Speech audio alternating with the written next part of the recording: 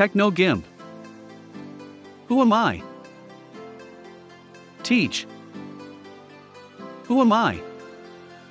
Software demo. Learners create a typographic portrait using different font sizes. List of topics. Using the text tool in varying font sizes. Coloring using the Paintbrush tool. Utilizing layer masking. Materials. Computer. TechnoGimp workbook, pages 129 to 140. Do you know what typography means? Typographic portrait. In this meeting, you will create a typographic portrait in GIMP using the text tool, Paintbrush tool, Paths tool, and layer masking. A typographic portrait is an image of a person made up of text, usually the name or a quote of the person in the portrait. Preparing the portrait. To create a typographic portrait, first find an image to use as the portrait. It would be easier if the image has either a white background or no background at all. If the image has a background, you would need to extract the subject from the background. Step 1. Open the image file, coolman.jpg.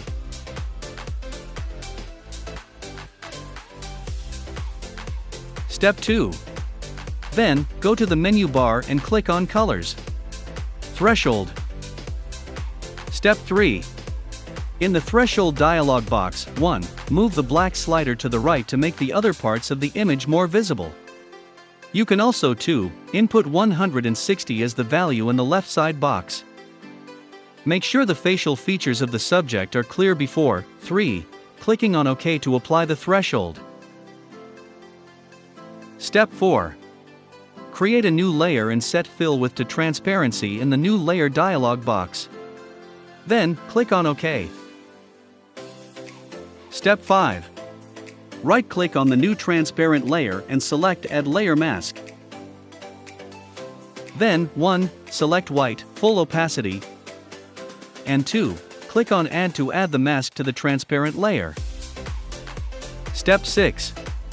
After adding the mask, a white mask will appear next to the transparent layer. Click on the original image layer and press Ctrl+C to copy it. Step 7. Then, click on the layer mask and press Ctrl+V to paste the original image layer on the mask. Step 8. Select the floating selection, pasted layer, that will appear and click on Anchor at the bottom of the layers dialog. Step 9. The image should now appear on the layer mask. Step 10. With the layer mask still selected, right-click on the image and go to Colors. Invert.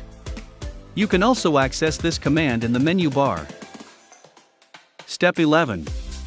After inverting, the black and white colors of the image in the mask will be inverted. Step 12. Create a new layer and 1. Set Fill Width to White in the New Layer dialog box. Then 2. Click on OK. Step 13. Drag the new white layer between the transparent layer mask and the original image layer. Placing typography on the portrait. You can use the text tool to place texts on the portrait individually, but it would take a lot of time. One trick is to create your own brush stroke of the text and use the Paintbrush tool. Step 1. To make your own brush stroke of the text, create a new image by going to the menu bar and clicking on File. New. 1. Adjust the image size to your preferred width and height. In the example, 720 pixels was used for both the width and height. Also make sure that the 2. Fill Width is set to transparency. 3. Click on OK to create the new image. Step 2.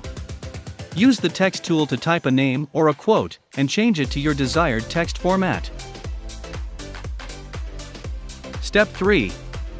In the Layers dialog, right-click on the text layer and select Merge Down.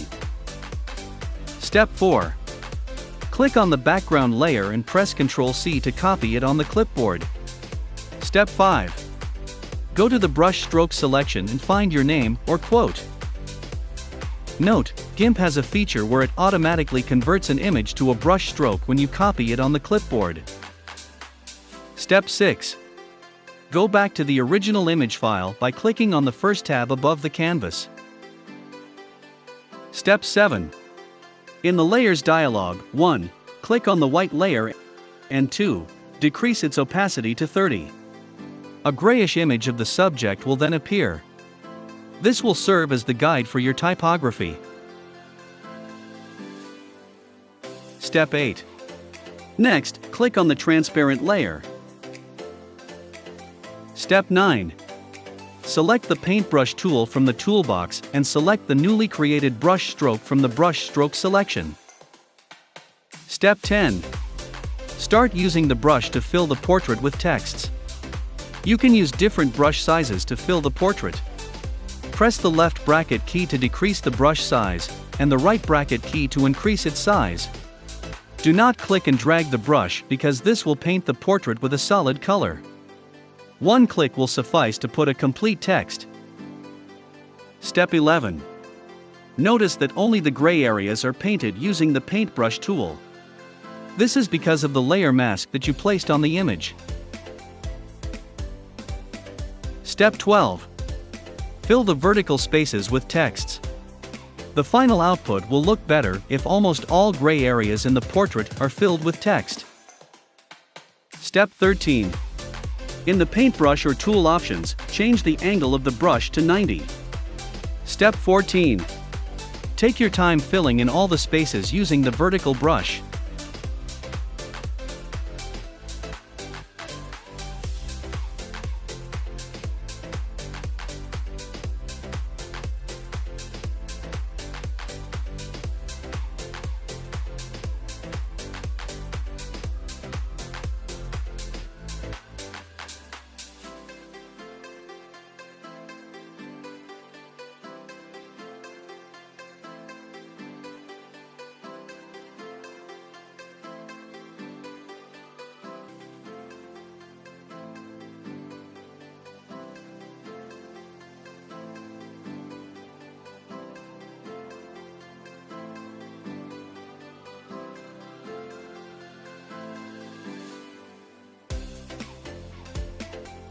Step 15. 1. Click on the white layer again, and 2. Change the opacity back to 100 to remove the gray threshold image that you used as a guide. Step 16.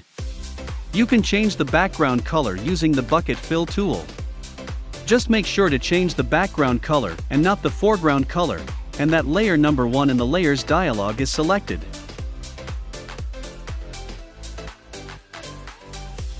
Processing questions. Where else can you see and use the same typography technique? Check your understanding. This type of artwork can also be used for print advertisements, especially for brands recall. In the next activity, we will create a print ad using this technique.